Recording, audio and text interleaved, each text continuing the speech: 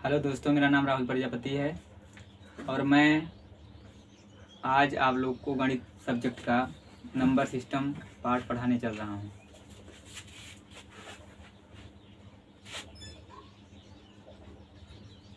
Number system को जो है हिंदी में कहते हैं संख्या प्रणाली। इसको हम और एक नाम दे सकते हैं संख्या पद्धति।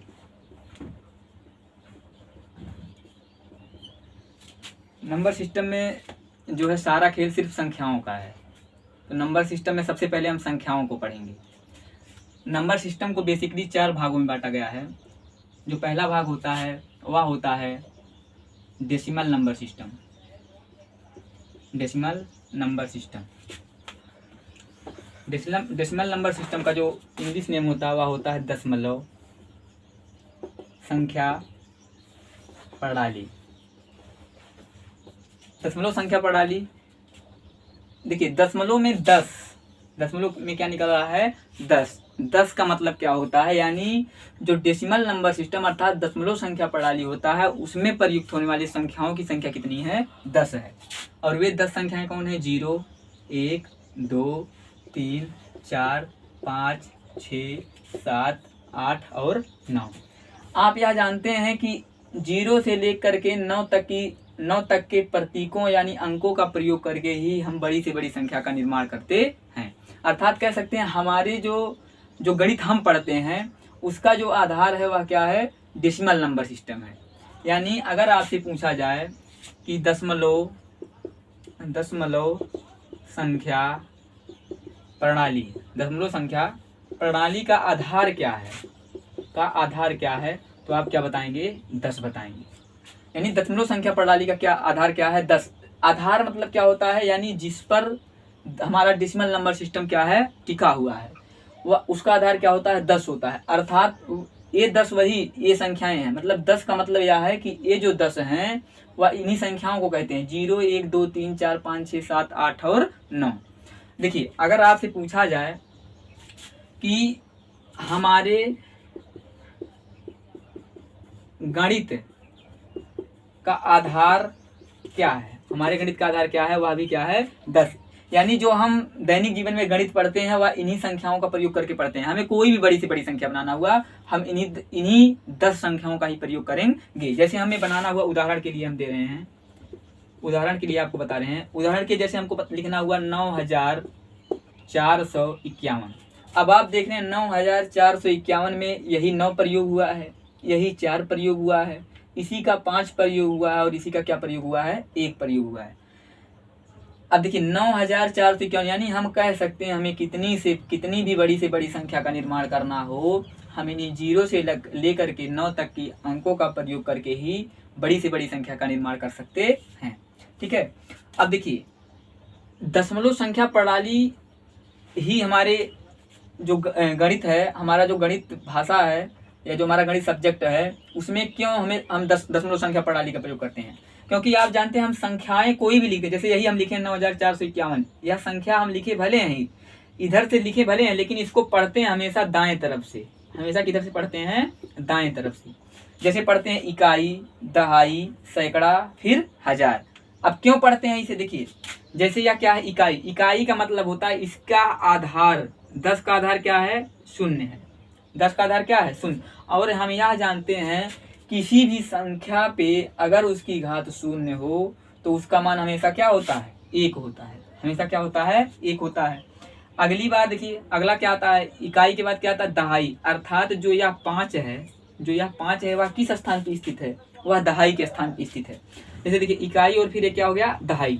अब देखिए यहाँ पर 10 की घात क्या लगाए थे 0 लगाए थे। अब यहाँ पर 10 की घात क्या लगाएंगे हम 2 लगाएंगे। 10 की घात 0 के बाद 1 लगाएंगे, सॉरी दोस्तों 10 के बाद क्या लगाएंगे 1। अब 10 की पावर 1 लगाने का मतलब 10 का गुणा कितनी बार हुआ है सिर्फ 1 बार हुआ है। 10 का गुणा सिर्फ कितनी बार हुआ 1। अब 10 1 के 10, यानी देखिए यह जो 5 है वह दहाई के स्थान पे है। आप देख रहे हैं सबका आधार क्या है, इसका भी आधार क्या है 10 है, इसका भी आधार क्या है 10 है। अगला हम चढ़ते हैं 4 के पास। आप पहले देखिए इतना तो आप जानते ही होंगे इकाई, दहाई और फिर क्या होता है सैकड़ा। सैकड़ा का मतलब क्या है कि 4 सैकड़े वाले स्थान पे स्थित है। 4 किस स्थान पे स्थित है? सैकड़े वाले। यहाँ पर 10 की इसका आधार क्या था? इसकी पावर कितनी थी? 0। इस 10 की पावर कितनी थी? 1। इस 10 का पावर कितना होगा? 2 होगा। 10 का पावर 2 का मतलब क्या होता है? 10 का गुणा कितनी बार? 2 बार। 10 गुणे 10 अर्थात कितना हो गया? 100। यानी हम यह कह सकते हैं कि जो 4 है वह सैकड़े वाले स्थान पर स्थित है। इसीलिए दोस्तों दशमलव संख्या प्रणाली का प्रयोग हम अपने गणित सब्जेक्ट में करते हैं और जितनी भी गणित की जो गणनाएं टिकी हुई हैं वह दशमलव संख्या प्रणाली पर ही टिकी हुई हैं। अब अगला आता है डेसिमल नंबर सिस्टम के बाद आता है दोस्तों binary number system. Decimal number system के बाद क्या आता है? Binary number system. Binary number system. Binary number system. देखिए बाइनरी नंबर सिस्टम को हिंदी में हम क्या कहते हैं? द्विधारी संख्या प्रणाली। द्विधारी संख्या प्रणाली किसे कहते हैं? इसमें आप देखें, इसमें 10 निकला था, यानी इसका आधार कितना था? 10 था। इसमें क्या निकल रहा है? द्वि का मतलब क्या होता है? 2। द्वि का मतलब क्या होता है? 2 का मतलब क्या होता है? आप यह कहेंगे कि जो बाइनरी नंबर सिस्टम है, पहले यह जान लीजिए कि बाइनरी नंबर सिस्टम जो हमारा द्विधारी संख्या प्रणाली है, इसका प्रयोग केवल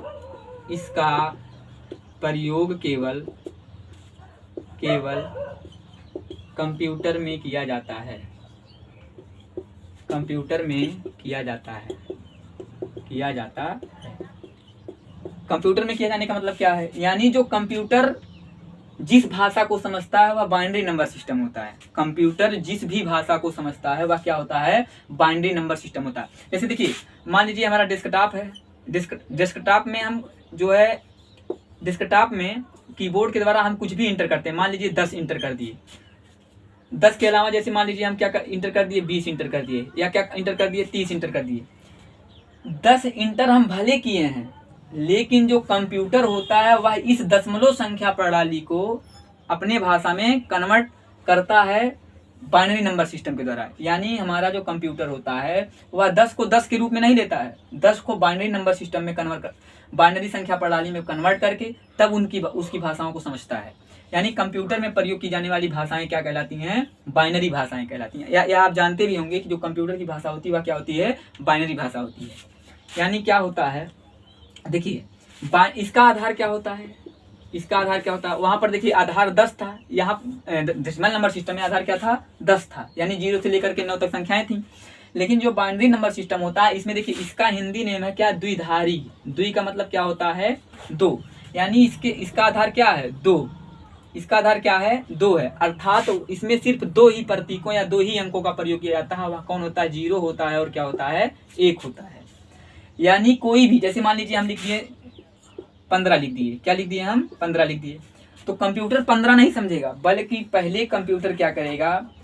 कंप्यूटर इस 15 को बाइनरी में चेंज करेगा। यानी वह 15 को 0 और 1 के रूप में चेंज करके फिर 15 को अपने भाषा में के रूप में समझेगा। यानी 15 को पहले बार द्विधारी संख्या प्रणाली में चेंज करेगा, उसके बाद अपने आप फिर वह समझता है। अर्थात हम यह कह सकते हैं कि जो बाइनरी नंबर सिस्टम होता है उसका जो आधार होता है वह 0 और 1 होता है। देखिए पेपर में कभी कभी रीजनिंग का भाग है बाइनरी नंबर सिस्टम। कभी कभी जैसे 15 दिया जाएगा तो इसे कहा जाएगा कि बाइनरी संख्या प्रणाली में बदलिए, या बाइनरी संख्या प्रणाली में दे दिया जाएगा तो उसे कहा जाएगा कि आप किस में बदलिए? दशमलव संख्या प्रणाली में बदलिए। या हम आपको पढ़ा देंगे अगली क्लास में कि कैसे दशमलव संख्या प्रणाली को द्विधारी संख्या प्रणाली में बदला जाता है और द्विधारी संख्या प्रणाली को कैसे दशमलव संख्या प्रणाली में बदला जाता है। ठीक है। तीसरा आता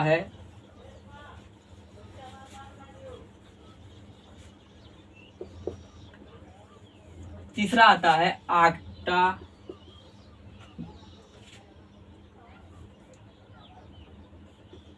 नंबर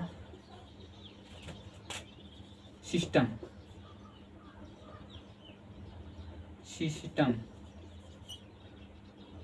आक्टा नंबर सिस्टम को क्या कहते हैं हम?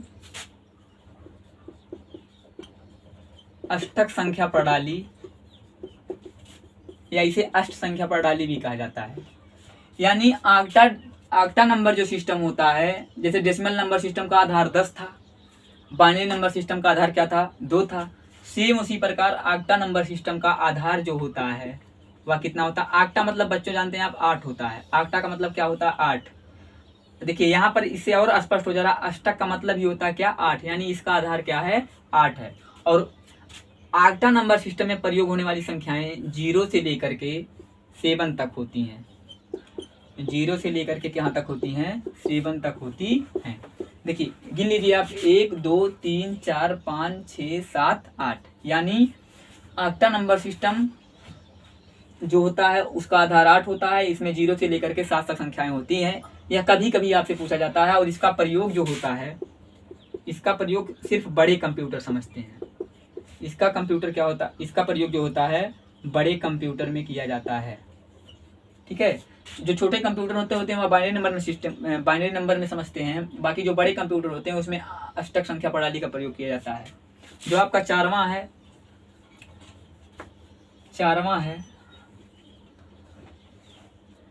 देखिए चौथा है hexa decimal number system. Hexa decimal number system, देखिए हेक्सा डेसिमल नंबर सिस्टम किसे कहते हैं। इसका जो आधार होता है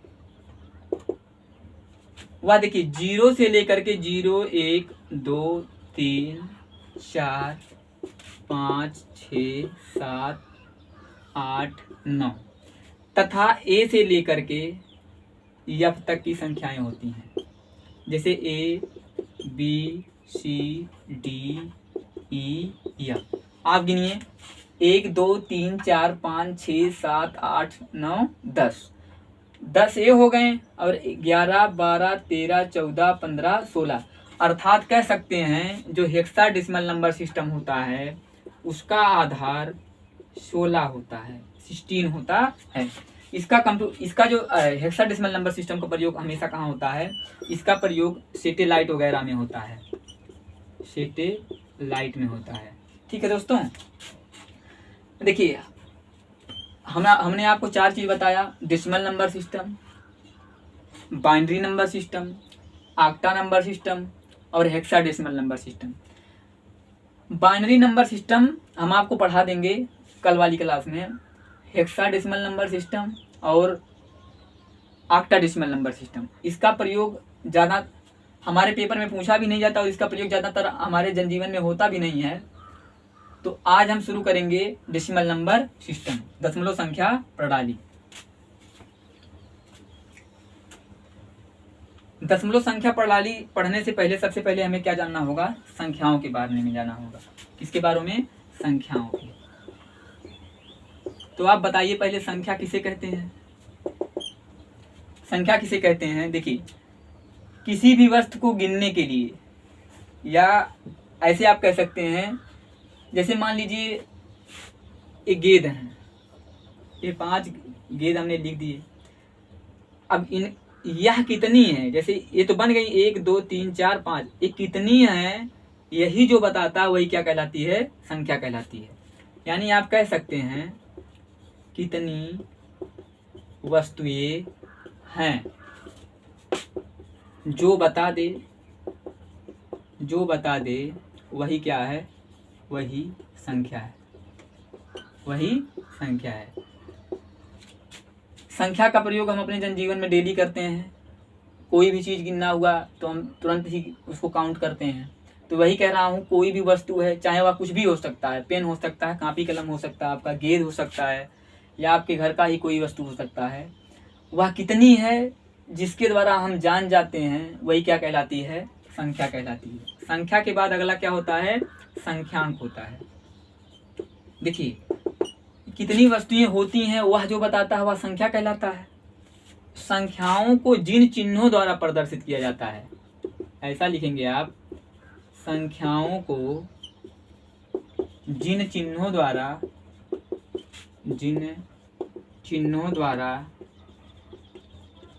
प्रदर्शित किया जाता है, जाता है वही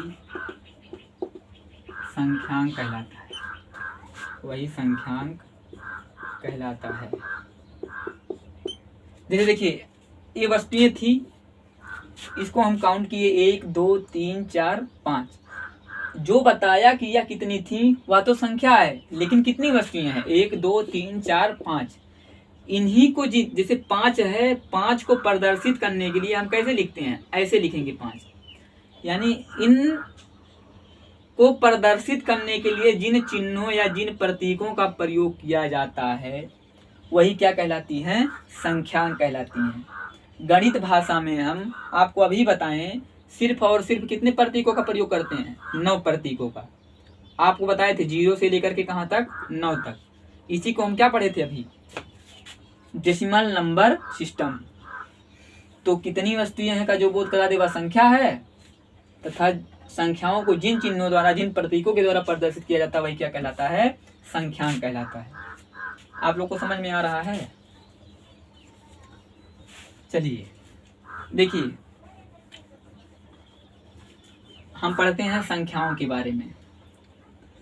देखिए संख्याएं 2 प्रकार की होती हैं, संख्याएं 2 प्रकार की होती हैं। पहला होती है वास्तविक संख्या। पहला क्या होती है, वास्तविक संख्या। दूसरी होती है आभासी संख्या, आभासी संख्या। वास्तविक संख्या को हम कहते हैं रियल नंबर, रियल नंबर। आभासी को कहते हैं imaginary number, imaginary number. Imaginary number यानी आभासी संख्या, रियल नंबर का मतलब क्या होता है, वास्तविक संख्या। कितनी भी संख्याएं हैं, देखिए इतना तो हम छोटे लेवल पर पढ़े होंगे, इसे संख्या रेखा कहते हैं। 0 बीच में होता है, उसके इधर 1 2 3 4 5 6 इधर होता है माइनस में, -1 -2 -3 -4 डॉट डॉट डॉट। देखिए वास्तविक संख्या की परिभाषा क्या बताएंगे, वे सारी संख्याएं जिनका मान पूर्ण होता है वह सारी संख्याएं क्या कहलाती हैं, वास्तविक संख्याएं कहलाती हैं। पूर्ण होने का मतलब क्या होता है, जिसकी वैल्यू हमें वास्तविक तरीके से प्रतीत होती है, जिसकी वैल्यू हम वास्तविक तरीके से देख सकते हैं, वह सारी संख्याएं क्या कहलाती हैं, वास्तविक संख्या कहलाती हैं। 0 से लेकर के चाहे वह अनंत तक की संख्याएं धनात्मक हो, चाहे 0 से लेकर वह अनंत तक की संख्या ऋणात्मक हो, वह सारी संख्याएं वास्तविक संख्या के अंतर्गत आती हैं। अगली आती है आभासी संख्या। अब देखिए आभासी संख्या में जैसे देखिए हम पहले उदाहरण दे रहे हैं आभासी संख्या का उदाहरण। जैसे मान लीजिए क्या है, जैसे देखिए ये √4 है, √ क्या है, 4 है। या दूसरा देखिए दूसरा यही हम 4 दे दीजिए। अब आप क्या बता सकते हैं कि -4 का रूट कितना होगा, -4 का रूट क्या होगा, यह भी हम अच्छे तरीके से नहीं बता सकते। जबकि √4 का मतलब क्या होगा, +-2। यानी हम यह नहीं बता सकते कि इसका मान प्लस में है या इसका मान माइनस में है। यानी यह नहीं बता सकते कि जो इसका रूट आया है, वर्गमूल आया है, वह जो 2 प्राप्त हुआ है वह धनात्मक है कि ऋणात्मक है। ठीक है, आभासी संख्या का ज़्यादा प्रयोग हम करते नहीं हैं, वास्तविक संख्या हमें पढ़ना है।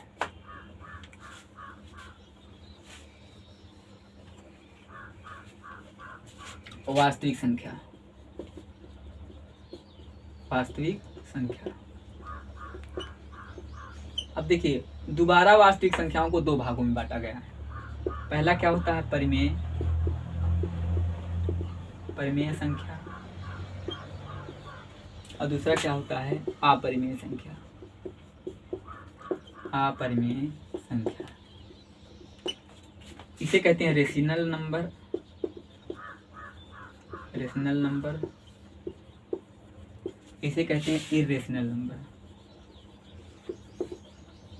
Irrational number.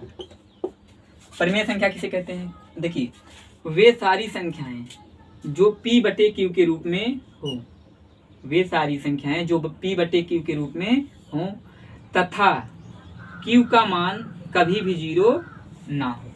देखिए ये क्या लिखा गया दोस्तों, q is not equal to 0, यानी कभी भी q का मान 0 नहीं होना चाहिए। कोई भी संख्या हो वह देखिए अंश बटे हर के रूप में होना चाहिए। ऊपर वाले को हमेशा क्या कहते हैं, अंश कहते हैं। ऊपर वाले को क्या कहते हैं, अंश, और नीचे वाले को क्या कहते हैं, हम हर कहते हैं। यानी कोई भी संख्या अगर उसे p बटे q के रूप में लिखा जा सके तथा q का मान कभी भी क्या हो, 0 ना हो, तो वह सारी संख्याएं परिमेय संख्या के अंतर्गत आती हैं। जैसे उदाहरण देखिए, उदाहरण के तौर पे हम आपको बता दें। उदाहरण के लिए देखिए, जैसे अगर आपसे पूछा जाए क्या 3/5 एक परिमेय संख्या है, तो हाँ बिल्कुल है। देखिए बच्चों क्यों है, क्योंकि 3 अंश है, 5 इसका क्या है, हर है। सबसे पहला जो कंडीशन था कि यह p बटे q के रूप में है, और q का मान देखिए यहाँ 5 है, q का मान 0 भी नहीं है। यानी हम कह सकते हैं कि 3/5 जो है वह एक परिमेय संख्या है। आपसे पूछा जाए 4, क्या 4 परिमेय संख्या है, बिल्कुल है। देखिए जिसका बटा कुछ नहीं होता उसका बटा क्या होता, हमेशा 1 होता है। अब देखिए यह p बटे q के रूप में हुआ कि नहीं हुआ, 4 इसका अंश हो गया और 1 इसका क्या हो गया, हर हो गया।